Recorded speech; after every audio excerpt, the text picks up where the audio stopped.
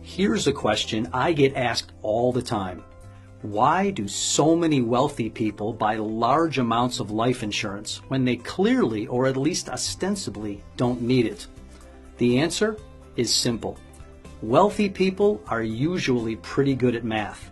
They've crunched the numbers and figured out that if they just make sure to hold on to their policy until they die, the rate of return on their premiums at death will be higher than any other safe, conservative investment they could make.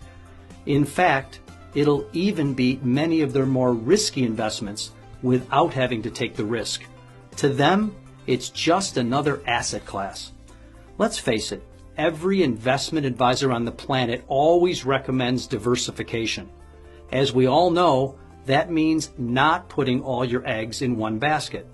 You might own some stocks, but not all one stock. And not just stocks, but some bonds too. Perhaps some real estate, precious metals, commodities, maybe even some cash. And if it's all done right, given enough time, theoretically, by diversifying, the returns should be steadier. And given enough time, all should be fine in the long run. But what if you die earlier than you plan to? No one expects that to happen, and we certainly don't like to think about it. But it happens to people every day. Time, then, is a key component to the success of any financial plan. Investments need time to grow. Your portfolio is probably diversified to protect against a whole raft of risks, many of which will never come to pass. For example, some of us own gold as a hedge against a currency devaluation, which may or may not happen.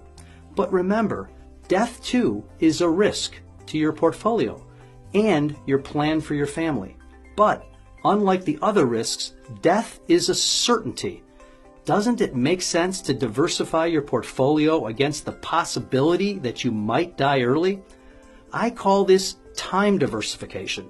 The fact is, if you die young, there's simply no asset class that'll even come close to outperforming a life insurance policy. And if you die when you're supposed to, right around your life expectancy, the rate of return is still right around 6% after tax. That's an 8 to 12% pre-tax equivalent depending on your tax bracket, which beats virtually every other safe investment on the planet. The best part is that unlike other types of financial instruments, life insurance doesn't need time to grow. For example, say you're age 55 and you buy a $1 million life insurance policy for, say, $10,000 a year.